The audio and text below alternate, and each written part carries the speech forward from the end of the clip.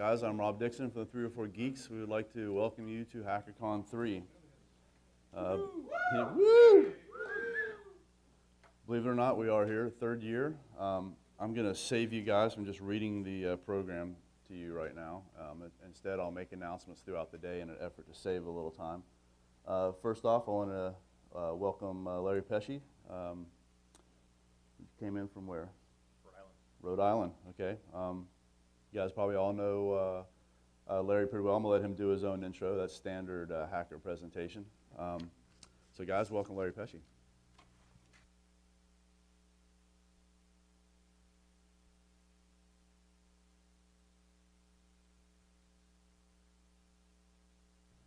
I was smart. I actually remember to turn the lavalier off before I, rustled it around and didn't make you guys deaf. All right, so the program says hacking survival, and sort of my take on hacking survival for you guys for a keynote was, so you want to compute post-apocalypse, rebuilding the internet at the end of the world. So we're going to talk a little bit about this here at HackerCon today. But first, let's tell you a little bit about me. For those of you who may not know a little bit about me, I'm a security consultant with NWN Corporation. We're probably the largest VAR you've never heard of because we suck at marketing. We have a small contingent team of penetration testers, vulnerability assessors, so that's what I do day in, day out. I break into people's stuff to tell them how I break into people's stuff, to quote the movie Sneakers, which when I tell that to people now, that's what I do. Have you seen the movie Sneakers? Most of them haven't because it's a 20-year-old movie, which I guess they need to remake it, okay? I'm a former network guy, so I used to do rack and stack networking, so I've got some networking experience behind me. I'm also a member of the Paul.com Security Weekly crew. Started a podcast almost 6 years ago talking about security stuff every week. I'm also a ham radio operator. My call sign is KB1TNF, otherwise known as Kevin Bacon 1, That's Not Funny. And I do want to give some credit to my good friend Darren Wigley, Rasmus21 on Twitter, helped me put this presentation together. We co-presented this at DerbyCon, but we've got some extra demos that sort of didn't work with two people and that type of stuff. So a little bit about my expertise sort of in this whole matter in Doomsday and rebuilding the internet.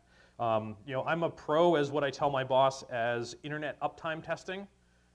Yes, I surf the web a lot while at work, okay? So we make sure that the internet's up all day, okay? I love gadgets. I love all these little electronic things that plug in and maybe do various features, you name it. I'm also what I'd consider an amateur prepper. Sure, I've got some food in the basement. We're making preparations so when the world comes to an end, we can help our friends and neighbors.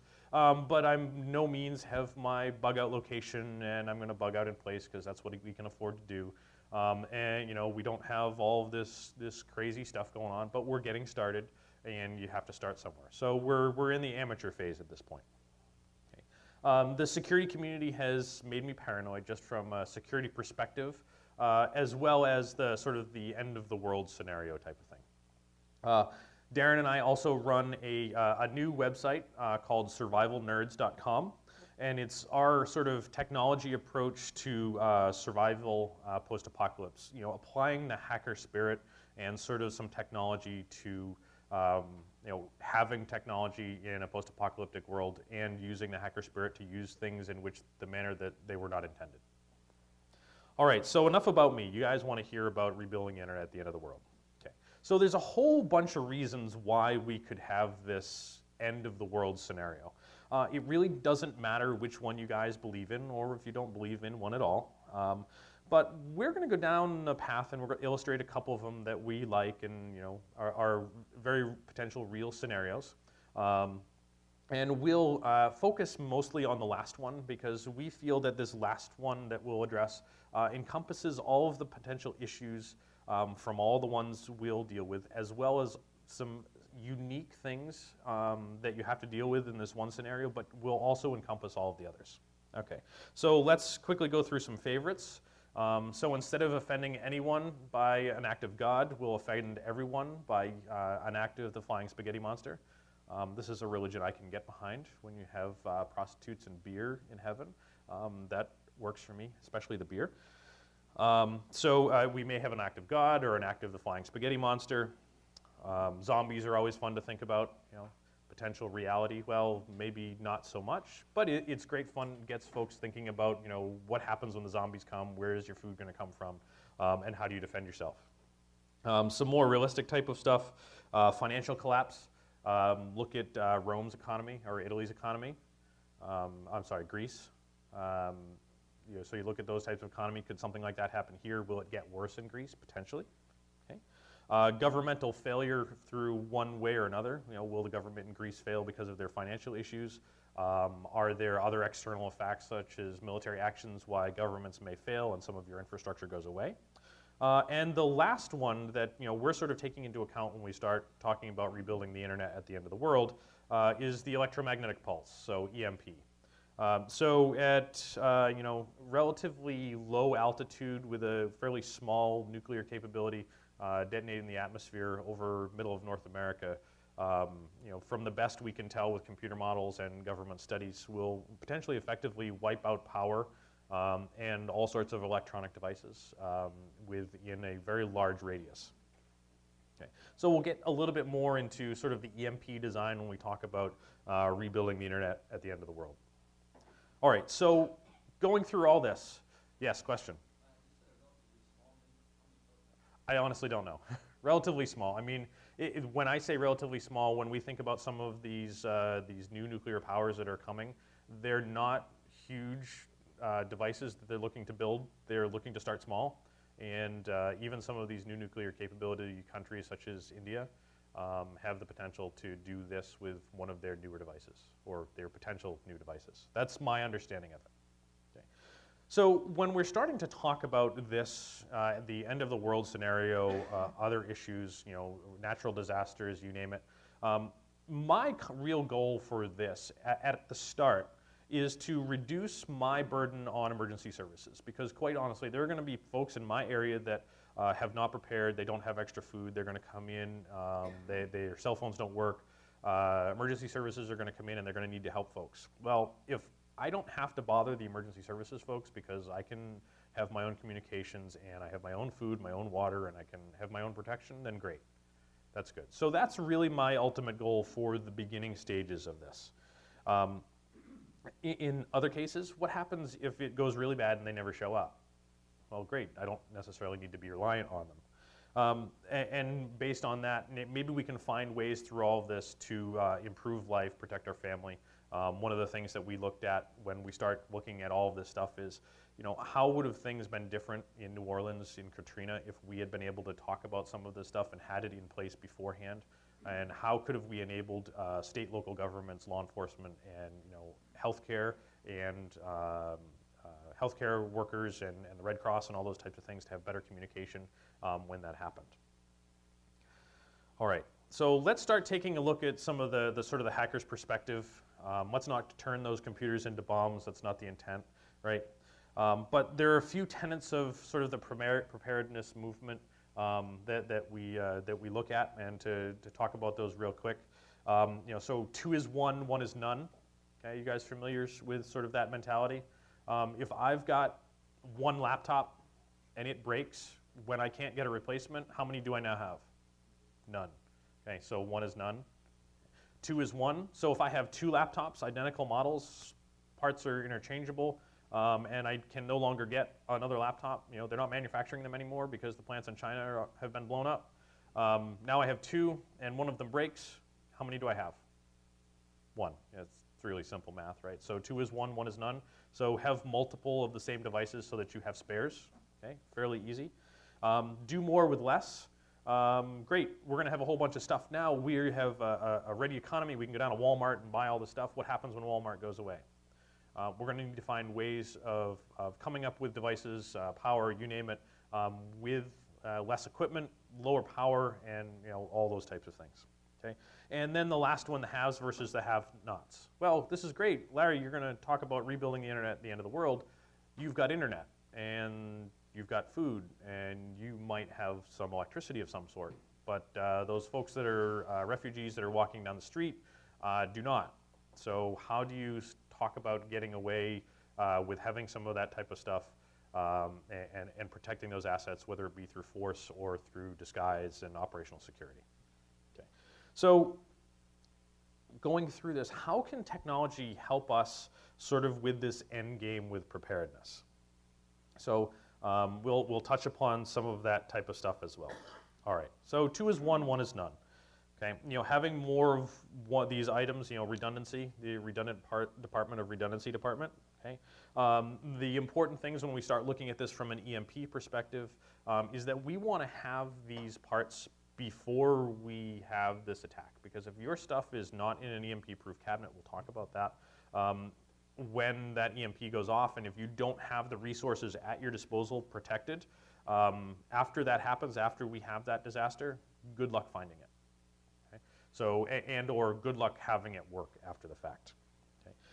One of the things to note is when you're building these spares, if there are things in the community that you can use, think about the types of things in your community for community consensus. So two of the sort of examples that I give is that in New England, just about everyone drives a Jeep Grand Cherokee from 1998 onwards. You see them everywhere. It's like every 3rd car on the road is a Jeep Grand Cherokee. I don't know why it is, but it is. So I'm looking for a vehicle that I can harden and do some other stuff with. Telling my wife it's the woods car, so that we can go pull stumps and put a plow on it and that type of stuff. But I'm looking for a Jeep Grand Cherokee because they're everywhere. Mine breaks down post-apocalypse. Guess what? That neighbor has one, that neighbor has one, and there's a highway full of them. The other one too is that when we start thinking about power, we live in Rhode Island. There's lots of bodies of water, namely the ocean, lots of boats that need batteries. So there's a large contingent of spare deep cycle marine batteries around. Woohoo, great. So when you're looking at doing one for the power just in general, consider what's available to you in your area. What do people buy that will be scattered throughout your local area? And in my area, it just happens to be that there's lots of deep cycle marine batteries. We're also susceptible to power outages, so there's lots of sealed lead acid batteries in UPSs all over the place. So this might also be advantageous to us as well. Okay. Some of this stuff doesn't always need to be expensive. eBay and Craigslist is your friend. And when you get some of this type of stuff, if we're talking about EMP type scenario, we need to make sure that we store them appropriately. And most importantly, take them out of the EMP cabinet and test them. And then put them back. And then 6 months later, test them again.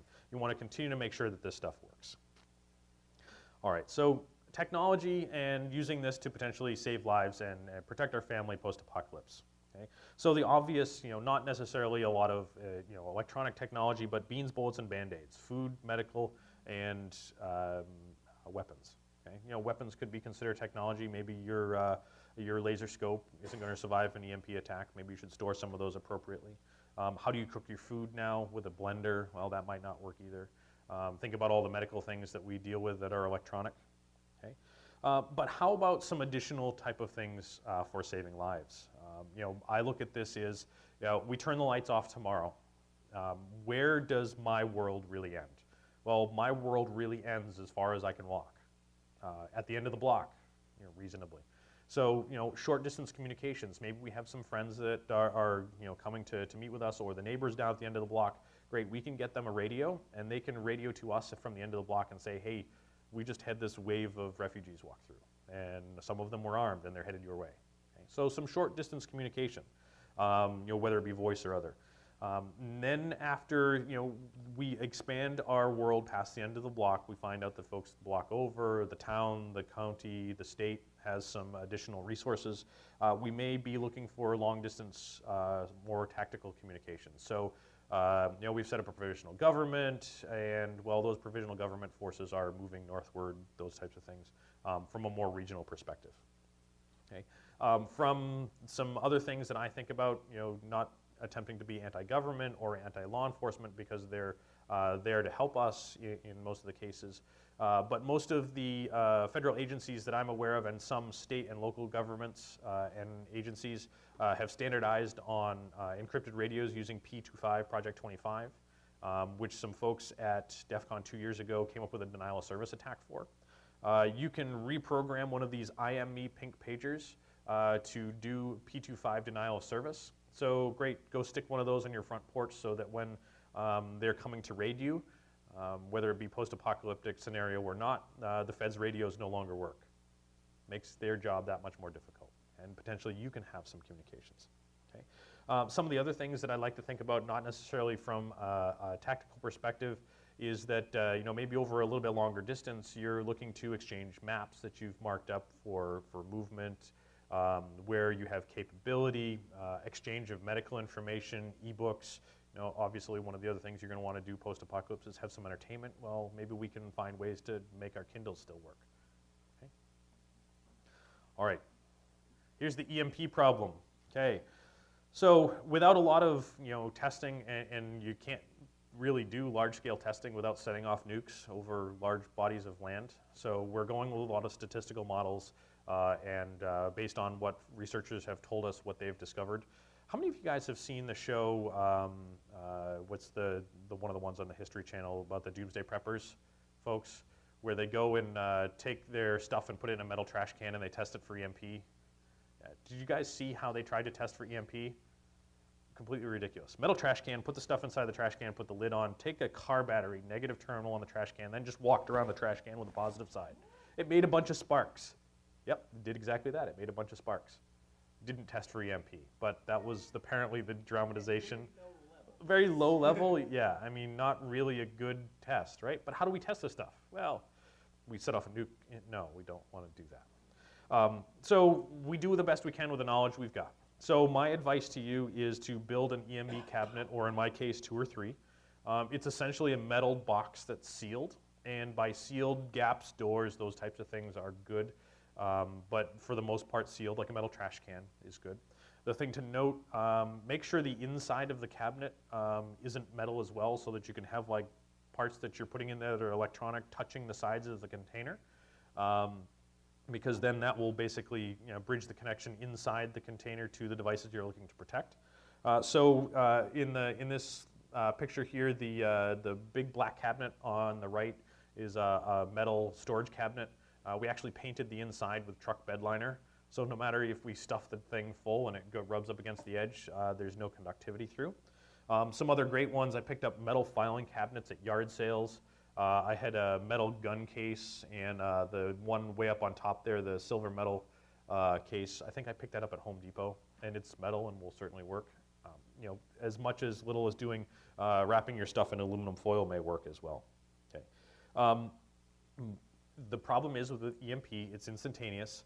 If you've got anything connected to allegedly an 18-inch piece of wire or longer, when the EMP goes off, kiss it goodbye. Because the 18-inch length of wire acts as a radiating antenna and will just take all that energy, suck it right to the device, and poof, no worky. So disconnect your stuff from cables, put it in your EMP cabinet when you're not using it. Buy multiple. Yes, sir? What about Wi-Fi antennas that go up and around, say, the monitor or the laptop? Put it in your EMP cabinet, 18 inches of wire, essentially, or an 18-inch long potential trace on a board. That's good enough to do it. One may argue that in some of the cases, you don't even need wire to have the stuff get damaged because the traces on the board are so close together that the energy received is just going to melt it. So yeah, put it in your EMP cabinet when you're not using it.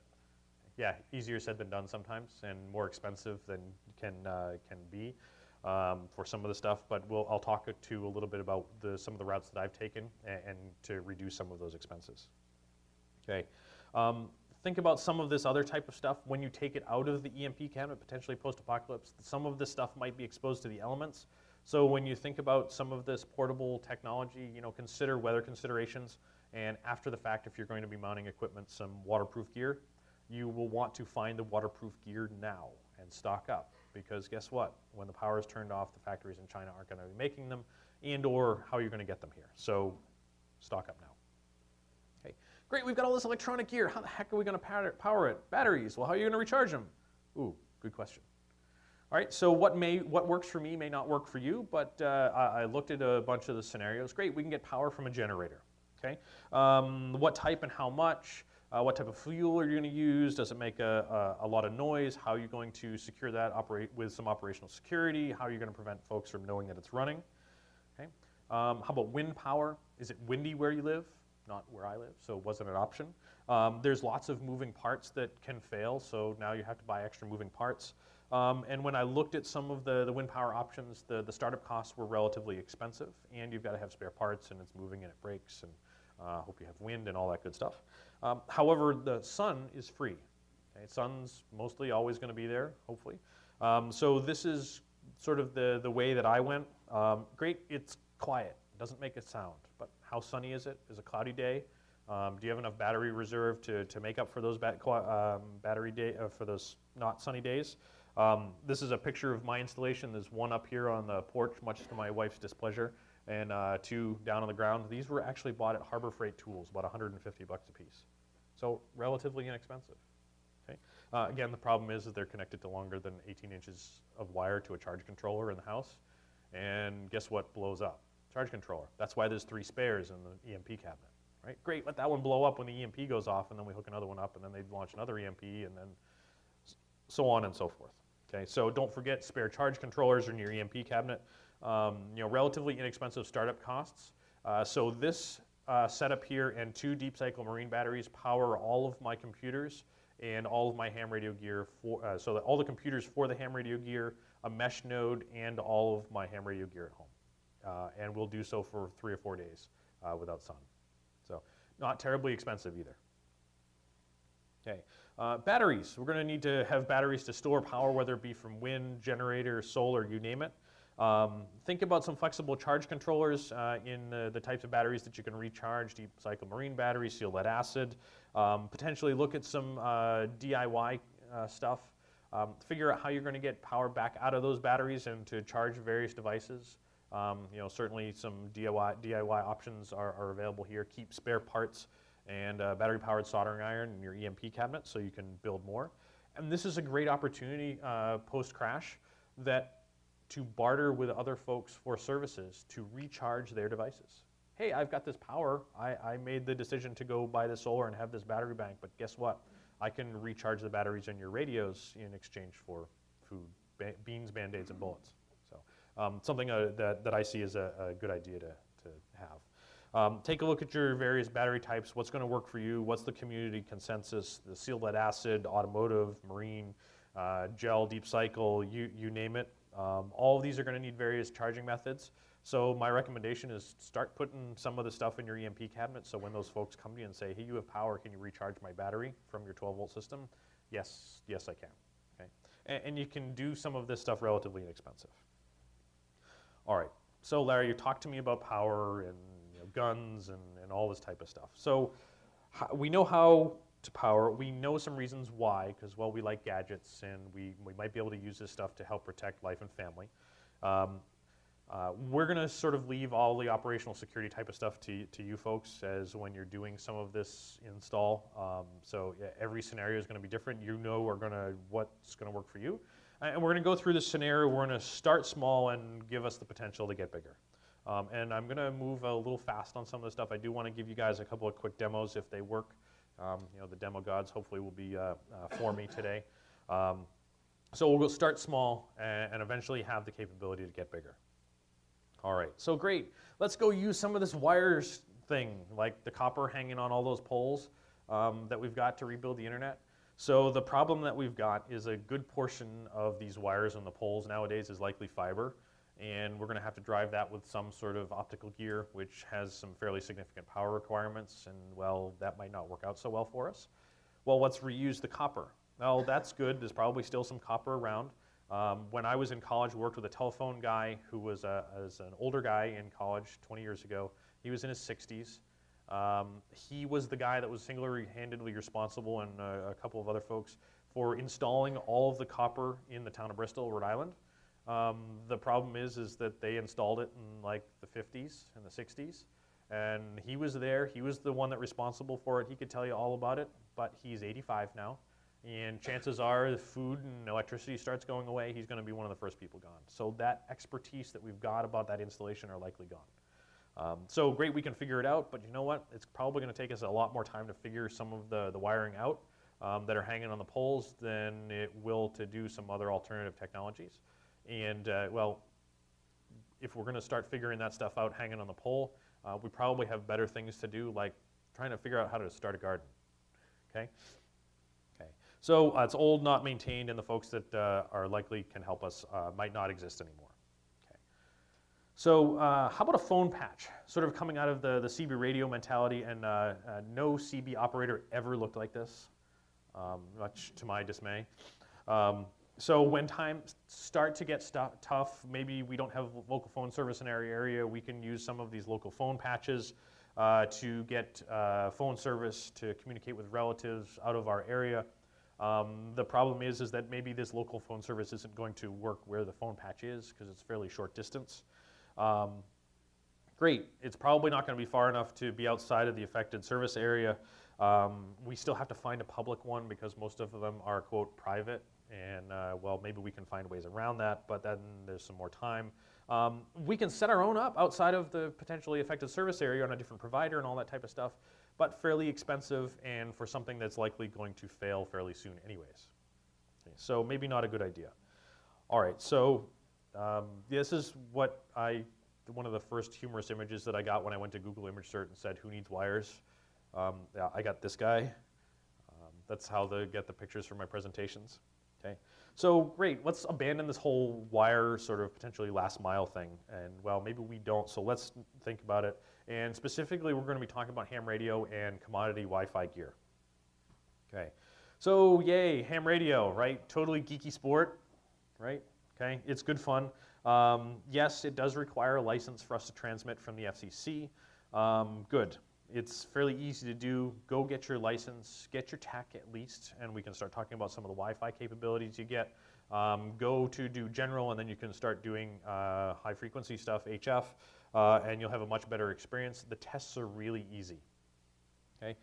The problem is the FCC requires a valid mailing address for you to, be within terms of your license. Well, that may want to be something that you're concerned about for blowing your OPSEC. Do you want the government to know where you are? And it's all publicly available. You can go to the FCC license website right now and go look up KB1TNF and get my home address. Okay, something to be concerned about? Maybe. The question that I said someone had argued with me that, Larry, we want to do all this stuff, that's great, but I don't want anybody to have a ham radio license.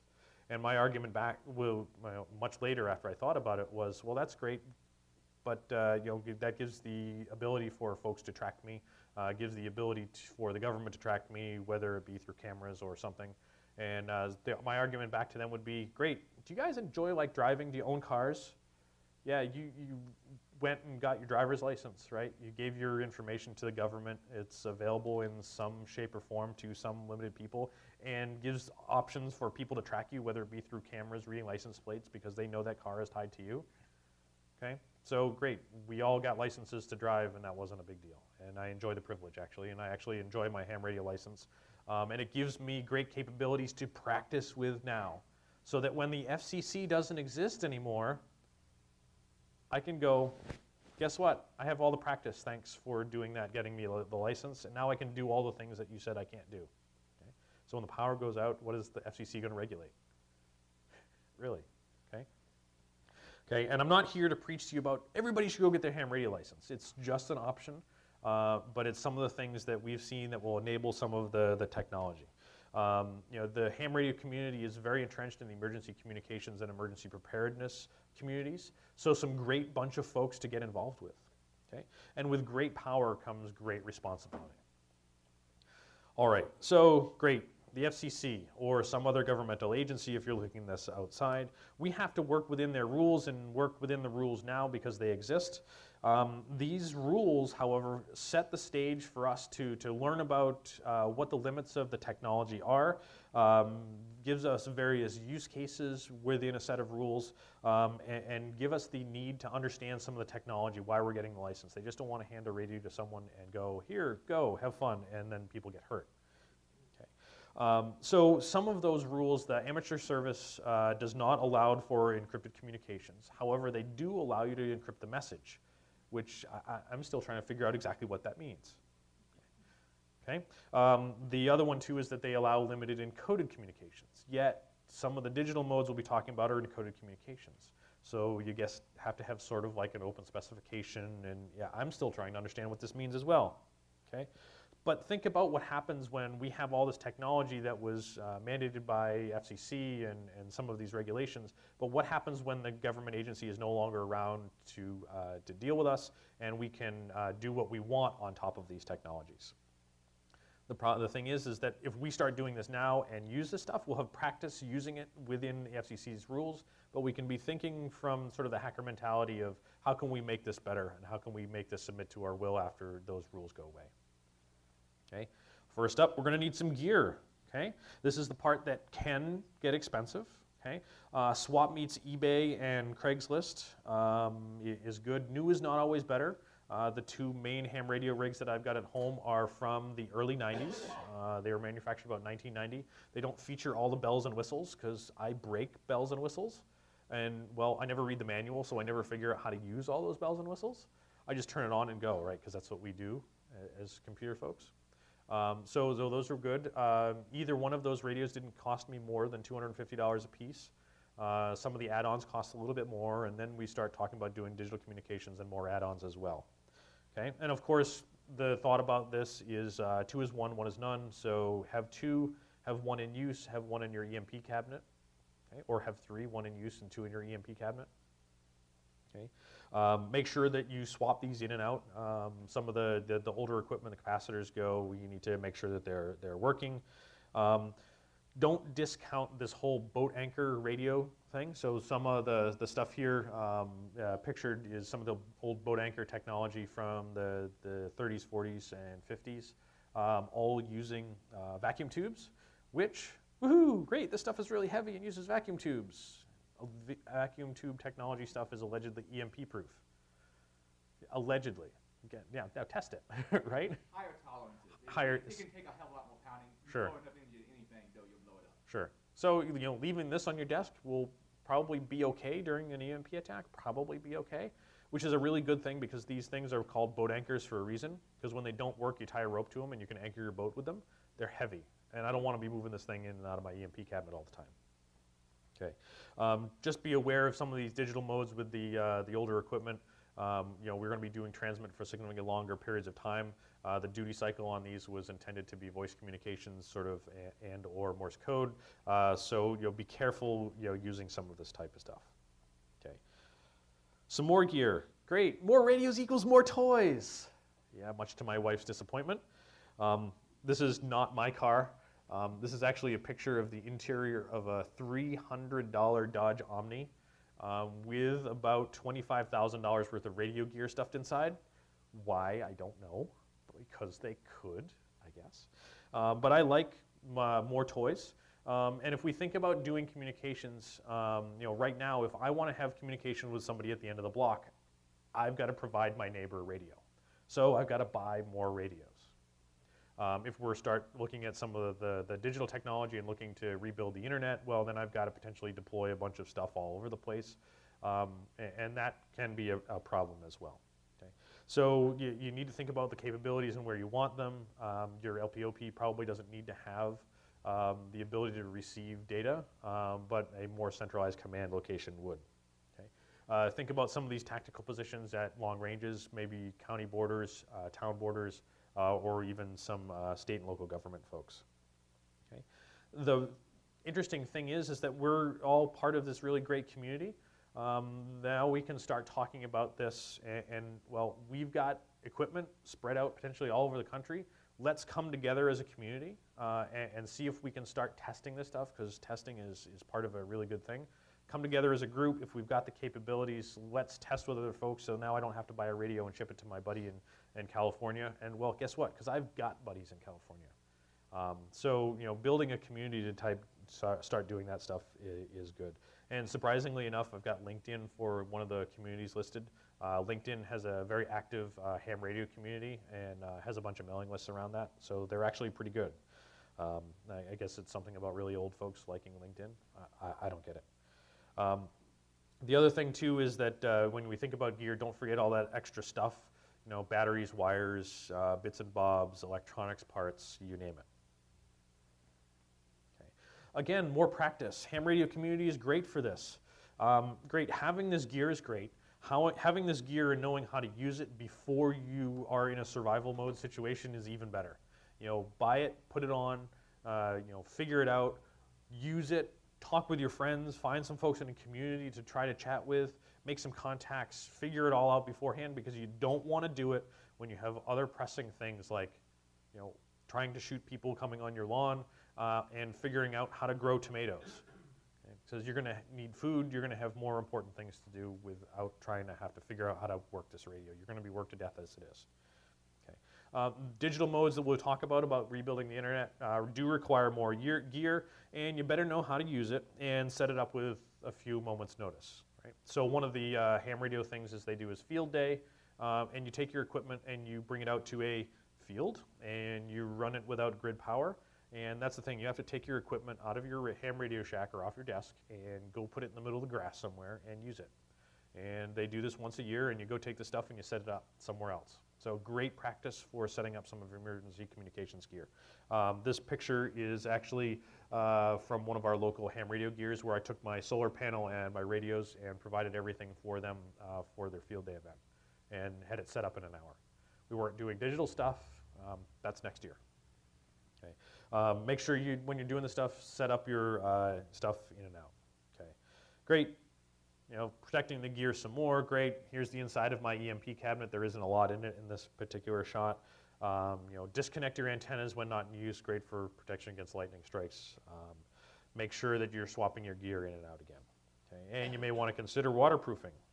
Okay, great, Larry. You talked about ham radio stuff, and you talked about all this other stuff. Where are the damn tubes? Where's my porn, right? All right, so we've preached about ham radio gear, ham radio tech gear, and some survival goodies, but how in the heck does this help me rebuild the internet? Okay, so we'll get to that. Let's start figuring out how we can use all this stuff to transfer data. Okay? Yes, the computer, and I'm convinced no one that ever used the interlude BBS back in the day ever looked like this either. Okay? So yeah, great. I get to surf the tubes with my computer that don't exist, so we have to build them. How about using this computer to surf the new tubes that we're going to build, right? Resources potentially all over the place. But why don't we use this to control the hardware that we're going to be using to rebuild it? And with the demo, we have time for that, will work out pretty good. We can do ham radio rig control with software, tune channels. We can use it to decode some of this digital stuff, fairly low expense. And we can convert this audio to the computer and determine what the output of those tones are. Think the modem that we used to use. Same thing, but over some radio waves. Okay, so computer is the modem in this particular case, right? All right, again with the modem analogy, we're going to send some data. We need to convert that data to tones for various transmission. Same with the modem over the phone line that we did. Okay, the same issues apply. We've got limited bandwidth. We've got limited audio fidelity. We've got to find a way to deal with that and how far we go over distance and does it degrade. Okay, and so let's talk about some of the modes that we've got available to us. Okay, yeah, CW, good old Morse code. Yeah, it's a digital mode, right? It's got two states, a dit and a da. Binary have two states, right? 1 and a 0, yeah. Morse code is a digital transmission method. Now, we don't have to type all this stuff out by hand anymore, nor do you need to have Morse code to get your ham radio license, but we can get the computer that we're going to surf the tubes with to decode and encode Morse code for us. Awesome. Okay, all we need to do is read and type. The problem is that it's incredibly slow. You guys thought 300 baud was slow back in the day. A good Morse code person that can do 20 words a minute is about 16.5 baud. That's not a typo, 16.5 baud. That's significantly less than 300. Okay. If we want to do potentially binary data with Morse code, we've got some character set issues. There are a couple of characters that don't exist in the Morse code language. So trying to do base 64 encoded type of stuff isn't going to work for us because the character set's different. So there's no square brackets and no character or caret in Morse code. So sort of doing some UU encoding in base 64 stuff isn't going to work for us. But it's still great for simple text transfers. Great, think telegraph, email. Great. Easy to implement. We can do cyclical and scheduled broadcasts with limited hardware, and we can do, think less is more. We can do long distance with really small type of stuff. For example, this Morse code transmitter is built out of a tuna fish can and some parts. It does 5 watts, and you can do DX with this. So DX is the ability to do communications between foreign countries in a tuna can with 5 watts. That's pretty cool. I like that. All right, another digital mode, PSK31. Okay, another digital mode. It's been a little bit newer than Morse code. Started about 1998, which it's not your traditional dit-da. It's a slight whistle with some warble type of stuff. Maybe we'll hear some in a little bit. Doesn't require a lot of bandwidth. Again, we talk about the whole audio fidelity thing and the bandwidth available to us. Again, all we need to do is read and type. Let's use the computer for this. Again, the problem is it's slow. It's called PSK31 for a reason, because it's 31 baud. Okay, significantly slower than 300, right? There's no error correction, so if you've got an error in your transmission for this large block of binary data, kiss it goodbye, retransmit it again on your own. And they've got some unusual byte ordering and length, so it makes some conversion potentially tricky from a programming perspective. Okay, we do have the 128 character ASCII set, so we can do base 64 and UU encoding. Great, the problem is it's not good for really large critical blocks because of no error correction. Okay, we now need some tool for converting our binary blob into UU encoded data. We know how to do that and then copy and paste and have it wait forever. Might be good for some small transfers there. And again, with PSK31, we can also work long distances DX with as little as 5 watts. And it's very resistant to poor bandwidth conditions and noise interference and all that good type of stuff. Okay. We don't need a lot of equipment to do this. We've seen some folks start to implement a sound card and the audio coming from a radio on a Raspberry Pi.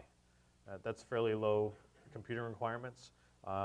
There's some issues with it still. The computing requirements are a little bit too high, but maybe we can take some of that out. And most of that is due to the fact that it's trying to populate this waterfall display and give you this nice graphical representation. And maybe we can do away with that and still do what we need to do. Okay. The QPSK variant of PSK does have some error correction, so that might be something that we may want to look at. Okay. Some other stuff.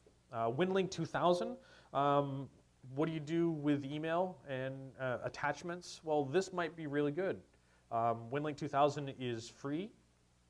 The intent for the development of Winlink 2000 was, quote, remote internet, so a very high mountain retreat, a boat. So we can do radio, email, and with binary attachments to stations based on AX25. And we can run this over Wi-Fi and D-Star and all sorts of other different networks. It's all community-based, so it's community participation. You participate when you can. The problem is that if you want to participate, you need to have a Winlink 2000 node connected to the internet up 24/7. That's the way they like it. That's interesting. So trying to get into the community is hard. You've got to have it up 24/365. You've got to have some fairly substantial monetary investment to do this. But we can do Winlink 2000 in peer-to-peer mode. Here's where some community comes in. You can stand up your own station, not leave it 24/7, and communicate with folks on an ad hoc basis. But you need to know who you're going to do ad hoc with. From a survival scenario, you do your ad hoc transmissions, you schedule them every day at 3 p.m. We're going to do this, okay? Unless something else happens. We are going to spin up your Winlink 2000 stuff at 3 p.m. every day, and we're going to do a large net, do the transfer, and then we'll shut it all back down again. Okay? Don't need to have a special hardware modem for this, and it's an open source protocol. This was the open source solution to some of our other stuff that required expensive modems and all that good stuff. You could use it with the proprietary protocol, but it requires proprietary hardware. And as you noted sort of in this one, Hack3rcon is the closed source version. Great. Disaster with folks got stuff all lined up on the sidewalk. Mobile HF rig and antenna, $1,200. Hack3rcon 3 modem, $1,000 for for a modem to do data. And the ability to send and receive email when communications systems fail, priceless. Yeah, now do this for the $1,200 instead of the $1,000 with Winlink 2000, because it's free and doesn't require anything specific for hardware. Okay. The other one too is that the military auxiliary radio system, MARS, is thoroughly entrenched in Winlink 2000. So there's lots of folks that have experience out there already and still continue to use it. Next one up, packet radio. Woohoo, packet radio, awesome, great. I searched for packet radio on Google image search and I got this crazy Australian holding a bunch of TNCs for AX25 communications. We've got some better bandwidth, 9600 to 19.2. Again, specific hardware, expensive. We've got to do this for each node we want to do, but we can do better and cheaper, right? Do more with less. So how about we talk about some commodity gear? Okay, readily available, inexpensive. There's plenty of antennas and amplifiers and cables and all that stuff laying around and readily available for purchase on the internet. It's technology that everybody understands. Okay, how many of you guys have set up a wireless network, Wi-Fi network? I rest my case. Okay. Specifically, the stuff we'll talk about here is related to the Linksys WRT54G models and the L version, which is relevant to my interests, given that my friend Paul Asadorian from paul.com and I wrote the ultimate guide to hacking the Linksys router. Right, so relevant to my interests. All right, so one that we've seen is the HSM-MESH project. It's a customized firmware based on open source firmware for the Linksys WRT54G. A little bit older version, which is fine. But when you install this on your Linksys WRT54G, it creates a self-healing, self-routing mesh network. And we've actually got one set up here.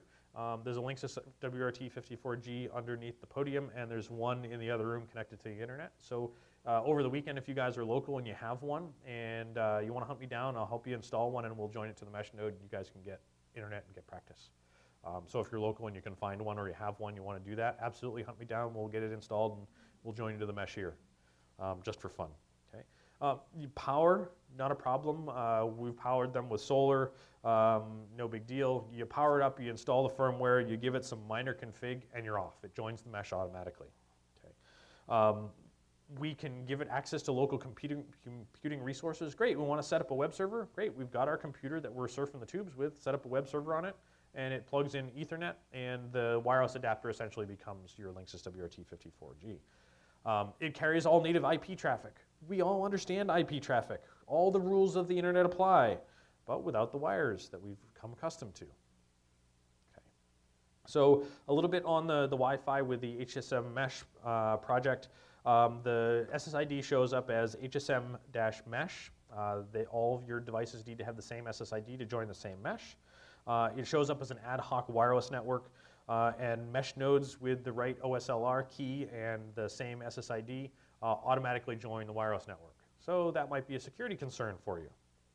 Okay, but you know, Larry, you know, I know about Wi-Fi. Wi-Fi is 1 watt indoor or 4 watt outdoors. Great, install them outdoors, use 4 watts.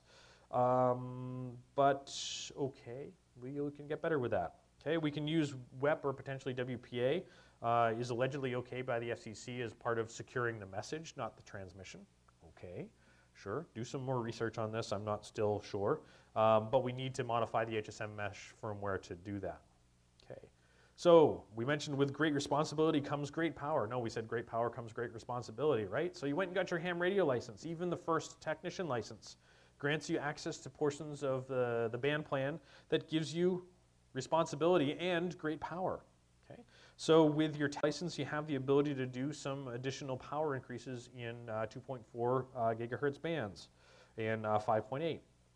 So some of those channels, channels 1 through 6 on 802.11b, with direct sequence spread spectrum fall in the amateur band allocation stuff. So you guys have additional rights here. You can do up to 10 watts. That's greater than 4, right? 10 is greater than 4, that's good.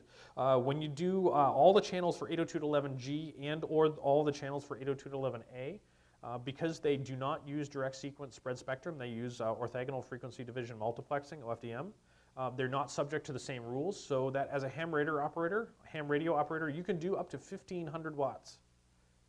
Ooh, now we're talking more power. Okay, now we can take this wireless network that we do pretty good with at 4 watts outdoors and make it 1,500 with some additional power requirements, of course, but we have the capability to do more power. Okay? So with some distance for stuff, some folks that developed the HSM-MESH firmware out of Austin, they've done some great testing and enabled some emergency communication stuff. They've done up to 10 miles in some of their urban areas, and with clear line of sight, they've done between 79 and 134 miles. Now, granted, some of this stuff was on some towers and using 802.11b with 10 watts.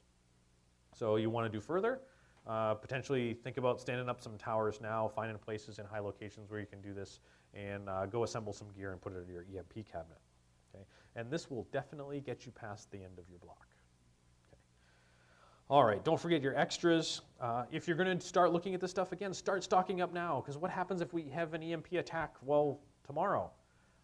And you say, well, great, now I'm going to go create this whole mesh network of Linksys WRT54G routers, and I'm going to go scavenge them out of people's homes. No, you're not, because they'll already be broken by EMP attack.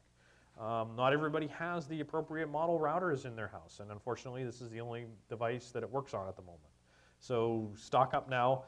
Fortunately for writing the book, I had a whole bunch. Okay? If you don't get it now, you'll be looking for it post-crash and searching house by house. Okay?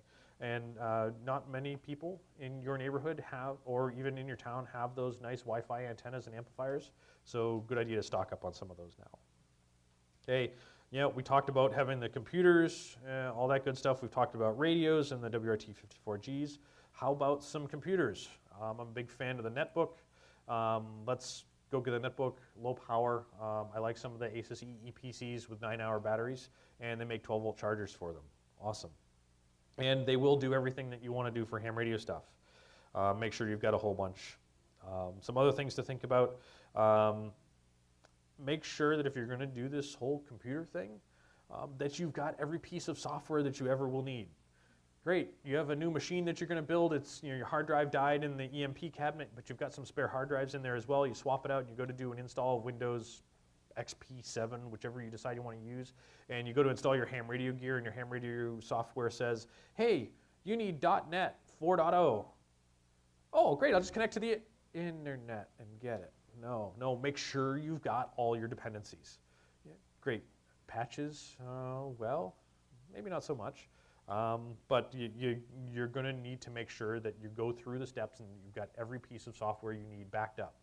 And when I say backed up, 1 is none, not 2 is 1. So back it up to CD and back it up to DVD and multiple copies, because you know you're going to scratch. Because you're in the apocalypse, your house probably isn't going to be as clean. You're going to have dirt everywhere, and you're going to put it down on your desk, and you're going to scratch it. So have multiple copies. Have some on spinning disk, and well, spinning disk fail. So put some on flash drives until the first time you leave it in your pocket, and your wife does the laundry with the scrub thing, right? Or you do the laundry with the scrub thing. Let's not be sexist, right? I'll do the laundry too. So yeah, make sure you do this all over the place and do it multiple ways. Great. So we now potentially have a plan. We know some of the things that we need to do to start rebuilding the internet and why we'd want to do it. Now's sort of my call to action to you guys. Consider getting your ham radio license. At least start listening. You don't need a ham radio license to listen. Go get some gear. Get some practice using it. Okay. Figure out how to use it, set it up at moment's notice, and figure out operational procedures for now as well as after the fact, after the crash. How are you going to use it? Think about what times you may want to schedule Winlink peer-to-peer sessions. Okay. So how about some help? If we're going to do this, we have some potential lots of work to do. We need to potentially find deals on gear. Maybe we can do some group buys as a community. We're going to run into configuration issues. Not everyone's going to have Linksys WRT54GLs. I'm looking to work with the HSM-MESH folks and encourage you to as well to port the firmware to different devices.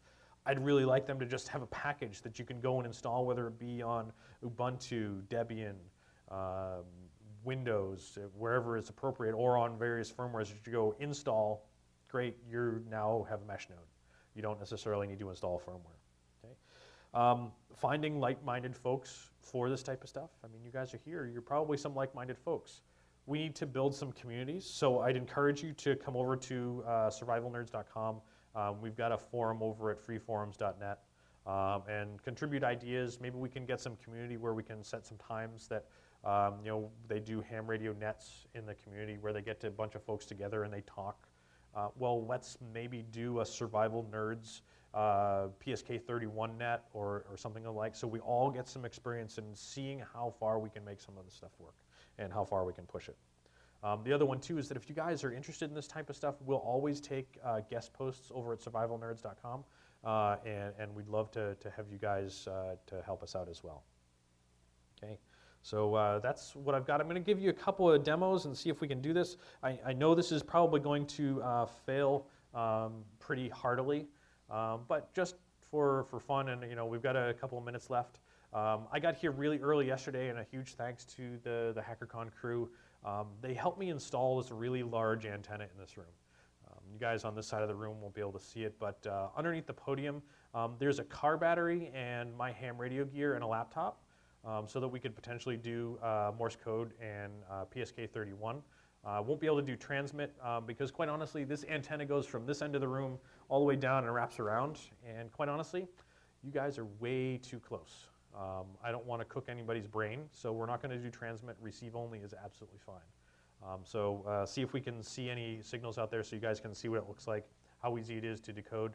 And yeah, I put this in a rolling bag, brought it with me on the plane, and it fits underneath the podium, and it's all mostly portable. Car battery was purchased yesterday because Larry screwed up. So let's see what we can do there. First one, we'll sort of go in backwards order here. I will remove this. We'll mirror the displays. We'll give you a peek at the HSM-MESH node. Okay. So start right in the mesh node. Oh, it figures that's because I add the extra characters. Larry and his fat fingers. Okay, redirects to the status page. So this is connected to my local node. My IP address is 172.27.1.5. So 1.5 right here. My default gateway is .1. And default gateway up here, 172.27.1.1 on port 8080. We have a mesh node. It's sitting under the podium. For the other speakers, if you want internet access, I encourage you to grab this Ethernet cable and plug it in and see how it works for you. It's been up since yesterday. Yep, went up system time, uptime, yep. Okay. Take a look at the mesh status. There is the other one in the other room, which is known as the route that's providing the gateway to the internet. Link quality is 73%, which is actually pretty good. And we can actually go surf over the mesh and check the status of the root node. So now we're actually on the root node. We browsed over the mesh, looking at that. We can take a look at the OSLR status. It uses standard OSLR daemon. So yeah, we can potentially use other devices with the correct OSLR key for exchanging information. So we can start building our own nodes. Should only be one route. Yep, so only one route currently because there's only 2 nodes on the network, the root and me. Okay, but yeah, good for demonstration purposes. We'll see if it actually works for us. So yep, mesh node actually comes up and work. And all right, Adrian, I'm going to mess with your video real quick, and I'm really short on time, so go for it. Rob's giving me the thumbs up. My netbook for my ham radio stuff. Let's see if we can make this work.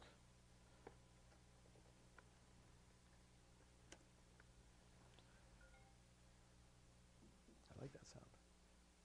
All right, so right now, this is Ham Radio Deluxe. We're looking at Morse code decoding. Bottom blue waterfall display. There's no audio going to it right now, but we're going to see if we can fire up ham radio here, make sure the headphones are disconnected, and go through the 20-meter band and see if we can see any audio.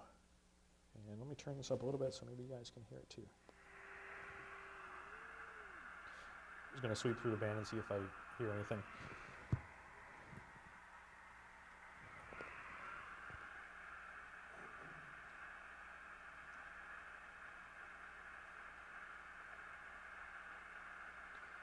Lots of static. Of course, yesterday I had some in the afternoon. Now is not terribly optimal time for doing Morse code traffic, atmospheric noise.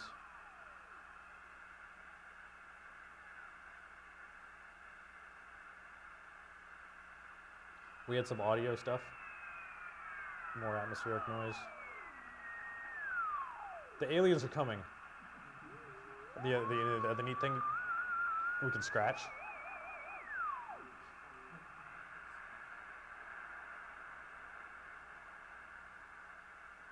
Not having a lot of luck. See, this is where the demo fail was going to happen.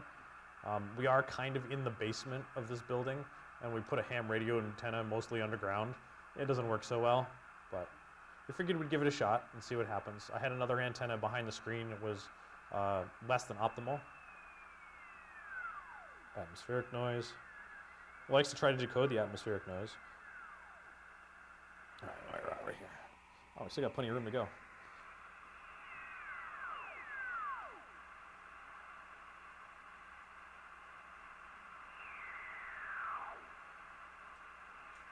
I had somebody earlier this morning. Of course, that's the interesting thing about it. It's all transient. You stay for as long as you want.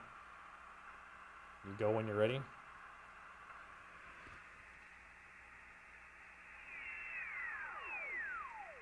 All right, maybe now we can actually prove that it works. We're actually in the audio band.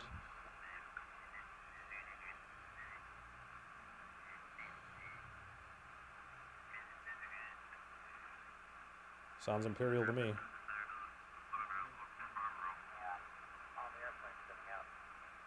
There's actually people there, but nobody was doing Morse code or PSK31 that we could find out.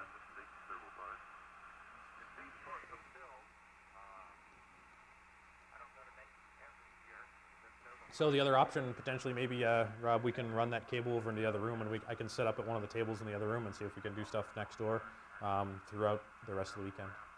So we'll go have some fun and see if we can make some voice contacts, and just for the hell of it. Okay, so that's all I've got for you guys. Thanks for having me come out. Hope you had fun. Hope you learned something.